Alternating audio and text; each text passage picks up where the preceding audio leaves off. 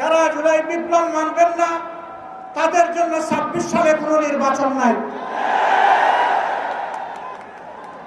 26-এর নির্বাচন দেখতে হলে আগে জুলাই বিপ্লবের স্বীকৃতি লাগবে। আর জুলাই বিপ্লবের স্বীকৃতি দিতে হলে জুলাই সনদের আইনি ভিত্তি দিতেই হবে। এই আইনি ভিত্তি ছাড়া কোন নির্বাচন অনুষ্ঠান হওয়ার কোনো সম্ভাবনা নেই। কখন হবে এই আইনি ভিত্তির গোড়াপত্তন? এদেশের মুক্তিকামী মানুষের কথা একটাই, জাতীয় সংসদ নির্বাচনের আগে গণভোট অনুষ্ঠিত হতে হবে। গণভোটের ব্যাপারে সকল দল একমত, তাহলে তারিখ নিয়ে এই বায়নাবাজি কেন? একমত হয়ে যখন স্বাক্ষর করেছি সবাই, তখন গণভোট আগে হওয়াই হচ্ছে যুক্তিযুক্ত। এর মধ্য দিয়ে আইনি ভিত্তির পাটাতন তৈরি হবে ইনশাআল্লাহ, এবং এর ভিত্তিতেই আগামী জাতীয় সংসদের নির্বাচন অনুষ্ঠিত হবে।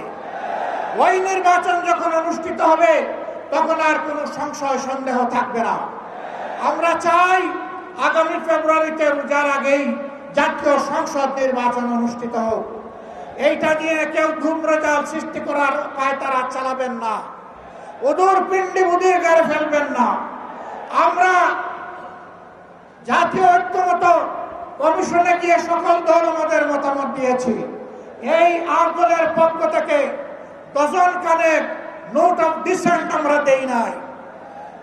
আমরা প্রস্তাবনাগুলো যৌক্তিক মনে করে সেখানে আলাপ আলোচনায় আমরা ইতিবাচক মত দিয়েছি। এরপরে সংখ্যাগরিষ্ঠ দলের মতামতের ভিত্তিতে একটা চার্টার তৈরি হয়েছে। এটি হচ্ছে গণতন্ত্রের কথা, যে সংখ্যাগরিষ্ঠ যা বলবে বাকিরা তাই মেনে নেবে। কিন্তু আমরা দেখলাম না, কেউ কেউ তা মেনে নিতে রাজি নন।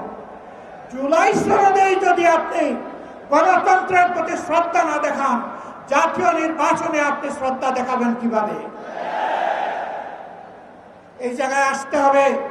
সকল বায়না ভুলে যান, জুলাই শহীদের রক্তের প্রতি সম্মান দেখান। জুলাইয়ে যারা লড়াই করেছে বুক টান করে, যারা পঙ্গু আহত হয়ে এখনো দুঃখে দুঃখে কষ্ট করছে, মেহরবানি করে তাদের বুকের ভাষা বোঝার চেষ্টা করুন। আমার ভাই আল্লামা মামুনুল হক সাহেব বলেছেন, লড়াই করে ফ্যাসিবাদ বিদায় করেছি, লড়াই করে জনগণের দাবি আদায় করব। আমি স্পষ্ট ভাষায় বলতে চাই, কোনো দলের নয়, জনতার বিজয় হবে ইনশাআল্লাহ।